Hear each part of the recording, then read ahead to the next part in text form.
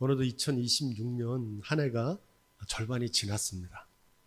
교회는 전반기를 맥추감사절, 또 후반기에 추수감사절로 두 번의 감사절을 지킵니다. 두 번의 감사절을 지키는 중요한 이유가 있습니다. 신앙생활의 열매는 감사이기 때문입니다. 우리의 신앙생활을 나무에 비유하면 그 신앙생활에서 맺어야 될 열매는 감사입니다. 감사가 열매라면 은혜는 감사의 열매를 맺게 하는 줄기입니다. 은혜에서 감사가 나오는 거예요. 그렇다면 은혜는 어디서 올까요? 은혜는 하나님을 경외하는 믿음에서 나옵니다. 우리가 삶에서 누리는 모든 것이 하나님이 주신 선물이에요. 이걸 알고 사는 게 하나님을 경외하는 믿음입니다. 이 믿음이 저와 여러분의 것이기를 주님의 이름으로 축원드립니다. 그러므로 하나님을 경외하는 믿음으로 하나님의 은혜라는 사실을 고백하면 삶에서 감사의 열매를 맺게 됩니다. 누구나 행복한 삶을 살기를 원하지만 행복을 누리지 못하고 불행한 삶을 사는 이유가 있습니다. 하나님을 경외하는 믿음의 뿌리에서 은혜의 줄기가 자라고 그 은혜의 줄기에서 감사의 열매가 맺힌다는 사실을 모르고 살기 때문에 그렇습니다. 한마디로 감사가 없으면요, 행복도 없는 겁니다. 누가 행복한 사람이냐? 감사를 많이 하는 사람이 행복한 사람이라는 거예요. 행복한 삶을 살기를 원하면 감사해야 되고, 감사하려면 반드시 하나님의 은혜를 알아야 됩니다. 대부분 어떻게 생각하냐면 내가 운이 좋았다고 생각해요. 우연히 얻었다고 생각합니다. 또 어떤 사람들은 나의 열심, 나의 공로로 얻은 당연한 권리라고 생각합니다. 나의 공덕이나 노력으로 쟁취했다고 생각해요. 내가 누리는 모든 것이 운이라고 여기는 삶에는 감사가 없어요. 운이 좋았던 건데 뭐 감사할 게 있습니까? 내가 노력해서 얻은 거라고 생각하는 삶에는 감사가 없어요. 내가 당연히 누리는 건데 거기 감사할 게 뭐가 있겠습니까? 자신의 공로를 내세우는 삶에는 감사가 없어요. 이 세상에 심장이 뛰지 않고 살아있는 사람이 없는 것처럼 이 세상에 단 한 사람도 하나님의 은혜를 받지 않고 사는 사람은 없어요. 다 하나님의 은혜를 받고 살아요. 다만 하나님의 은혜를 받고도 하나님의 은혜인 줄 모르고 사는 사람하고 이것이 하나님의 은혜라는 사실을 순간순간 경험하며 사는 사람이 있을 뿐이에요. 모든 것이 은혜라는 이 진실을 깨닫는 순간이 옵니다. 언제일까요? 우리의 심장이 멈추는 날이 와요. 예외 있을까요? 없을까요? 없어요. 극심한 재난의 순간에 우리의 일상의 소중함을 발견하게 되고요. 내가 의지하던 모든 게 무너지는 순간에 깨닫게 돼요. 내가 살아있다는 것 자체가 은혜였구나.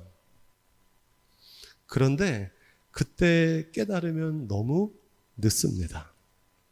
하루라도 빨리 깨닫고 사는 게 지혜예요. 이 사실을 죽어도 못 깨닫는 사람들이 있어요. 그들을 위해서 예비한 곳이 바로 영벌입니다. 예수님께서 포도나무 비유에 이렇게 말씀하셨어요. 가지들아, 열매를 맺지 않으면 아낌없이 찍어서 던지시리라. 하나님의 은혜를 모르고 감사할 줄 모르고 사는 인생의 최후예요. 누구나 행복을 바라지만 행복하지 못하는 이유는 이 단순한 행복의 비결을 알지 못하기 때문입니다. 여러분, 우리가 지난 몇 주간 동안 배운 말씀을 한 문장으로 요약하면 순종의 기적이에요.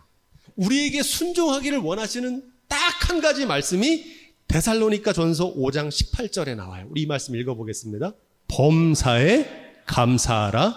이는 그리스도 예수 안에서 너희를 향하신 하나님의 뜻이니라. 아멘. 우리가 말씀을 순종한다 그러잖아요. 우리가 순종해야 될 말씀이 뭐냐? 범사에 감사하라는 말씀이에요. 이 말씀을 순종해야 돼요. 이게 우리를 향하신 하나님의 뜻이라는 겁니다. 제가 신앙생활의 3대 요소를 늘 말씀드리죠. 첫째가 뭐라 그랬습니까? 신앙생활의 첫째? 예배입니다. 신앙생활의 두 번째가 뭐라 그랬습니까? 둘째도 예배입니다. 세 번째는 뭐라 그랬어요? 예배입니다. 예배는 하나님의 은혜를 기억하는 시간이에요. 사람은요, 은혜를 받고도요, 돌아서면 잊어버리거든요. 운이 좋았다 생각하고 내 공로라고 생각해요. 잊고 살던 은혜를 다시 기억하는 시간이 예배입니다. 바라기는 매 주일 드리는 예배가 하나님의 은혜를 다시 기억하는 은혜의 시간이 되기를 주님의 이름으로 축원드립니다. 오늘 우리가 읽은 이 본문 말씀은 아주 유명한 말씀입니다. 아마 여러분 이 설교를 많이 들으셨을 거예요. 문둥병자 10사람을 예수님이 고쳐주시는 기적입니다. 치유의 과정을 보면 아주 심플합니다. 문둥병자 10사람이 소리를 높여서 예수 선생님 우리를 긍휼히 여겨 주옵소서 주님께 기도합니다. 우리 한번 따라해 볼까요? 주님, 이 죄인을 불쌍히 여겨 주옵소서. 아멘. 여러분, 이게 최고의 기도입니다. 그들은 자신의 삶의 문제를 주님께 맡기고 의뢰했습니다. 삶의 주관자 되신 주님께서 내 삶의 문제를 의뢰할 때 치유가 시작되는 겁니다. 예수님께서 가서 제사장에게 너희 몸을 보이라 이렇게 말씀하셨어요. 그러니까 그들이 예수님의 말씀대로 그대로 제사장에게 보이러 가는 도중에 치유함을 받은 겁니다. 예수님이 하신 말씀대로 순종할 때 치유의 기적이 일어났다는 겁니다. 기적의 과정은 의뢰와 순종입니다. 성경 어디를 봐도 마찬가지예요. 물이 변하여 포도주가 나타나는 기적, 요단강을 건너는 기적, 모든 기적을 봐도 똑같아요. 여러분의 삶에 어떤 문제가 있으시다면 그 삶의 문제를 삶의 주관자 되신 주님께 의뢰하십시오. 주님, 이 죄인을 불쌍히 여겨주옵소서. 이 문제를 주님께 맡깁니다. 그리고 주님의 말씀대로 순종하세요. 우리가 순종해야 될 말씀 뭐라 그랬습니까? 범사에 감사하라. 이 우리가 순종해야 될 말씀입니다. 우리가 의뢰하고 순종할 때 우리의 삶에도 놀라운 기적을 베풀어 주실 줄로 믿습니다. 오늘 본문의 핵심은 이 치유의 기적이 아닙니다. 치유의 기적을 체험한 이후의 삶이에요. 10사람 모두 치유를 받았는데 오직 한 사람만 돌아와서 큰 소리로 하나님께 영광을 돌리며 예수님께 엎드려 감사했다는 겁니다. 예수님께서 이렇게 물어보십니다. 나머지 9은 어디 있느냐? 치유의 기적을 체험하고도 예수님께 감사하지 않은 겁니다. 오늘 우리의 자화상입니다. 주님께 부르짖어 기도하며 도우심을 구하는데 주님의 응답하심에는 감사하지 않는 사람들이 많더라고요. 진짜 많아요. 축복을 받은 사람요? 많아요. 치유받은 사람요? 많아요. 하지만 그 은혜에 감사하는 사람은 적습니다. 얼마나 적냐? 성경에 그 비율이 나와요. 10에 9은 하나님의 은혜를 받기만 할 뿐 감사하지는 않아요. 열의 아홉이 그래요. 16절에 보니까 그 감사한 사람이 누구라 그럽니까? 사마리아인이었대요.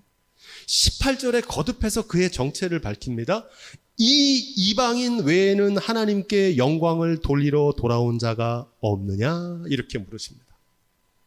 이 한 사람이 누구라는 겁니까? 사마리아인이래요. 이 한 사람이 사마리아인이면 나머지 9사람은 누구겠습니까? 유대인들이에요. 유대인은 아브라함의 자손, 소위 믿음 있는 신앙인들을 가리킵니다. 이와 달리 사마리아인은 누굴까요? 유대인들의 입장에서 보면은 하나님을 모르고 살아가는 이방인이에요. 요즘으로 말하면 불신자입니다.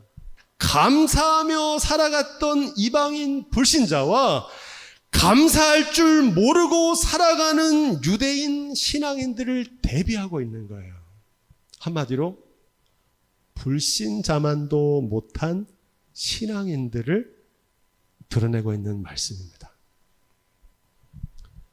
이 말씀은 이 성경을 읽는 우리에게 이런 질문을 던집니다. 과연 여러분은 10사람 중에 어떤 쪽이십니까? 하나님께 은혜와 감사와 영광을 돌린 그 한 사람이십니까? 아니면 하나님의 은혜를 다 받지만 감사할 줄 모르고 살아가는 9사람은 아니십니까? 우리의 감사가 이방인보다 못해서야 되겠습니까? 여기에 깊은 의미가 있습니다. 여러분, 누가 믿음 좋은 사람일까요? 누가 믿음 좋은 사람일까요? 감사하는 사람이 믿음이 좋은 사람이에요. 할렐루야. 감사가 신앙생활의 척도입니다. 척도가 뭐예요? 자예요, 자. 감사하는지 감사하지 않는지를 딱 대보면 안다고요. 그의 믿음을. 그 하나님을 경외하는지 하나님의 은혜로 사는지. 생명과 건강, 물질과 자녀, 우리가 누리는 모든 것이 하나님의 은혜란 사실을 비로소 자각할 때 감사할 수 있어요. 진짜 감사가 나와요. 성경에 자주 나오는 문둥병은 어떤 병일까요? 정식 명칭은 한센병이거든요. 이 한센병은 여러분 아시는 대로 한센균이 말초신경을 파괴해서 촉각, 미각, 후각 이런 감각들을 잃어버리는 병입니다. 또 근육이 파괴돼 가지고요. 심각한 행동장애가 와요. 쩔뚝쩔뚝 걸어가게 됩니다. 그뿐 아니라 한번 발병하면 무서운 전염성 때문에 사회적으로 격리되는 사회적인 사망 선고를 받습니다. 그래서 못 들어와요. 사람 사는 곳에. 무엇보다 이게 불치의 병이거든요. 그래서 천벌을 받은 죄인이라고 사람들이 여겼습니다. 무서운 병이죠. 하지만 한센병은 더 이상 현대인들에게는 두려운 존재가 아닙니다. 왜냐하면 치료제가 나왔어요. 이미 정복된 병입니다. 한센병 걸리면 치료약을 먹으면 나아요. 하지만 오늘날 현대인들은 육체적인 문둥병에서는 해방됐는지 모르겠지만 또 다른 문둥병을 겪고 살아갑니다. 마음의 문둥병, 영적인 한센병을 앓고 있습니다. 겉은 멀쩡한데요. 마음이 무감각해요. 무감동해요. 무기력합니다. 감사해야 될 일에 감사하지 못해요. 이러한 현대인들의 문둥병을 가리켜서 풍요 속의 빈곤이라 그래요. 모든 게 다 있는데 빈곤한 거예요. 현대인들은 웬만한 자극에는요 감동을 못 받아요. 웬만한 설교에는요 은혜도 못 받아요. 웬만한 죄악에는 눈 하나 깜짝도 안 해요. 도덕 불감증을 겪고 살아갑니다. 따뜻한 감사의 말 한마디를 할 줄 몰라요. 손가락 까딱해서 공감 누르는 게 어렵습니까?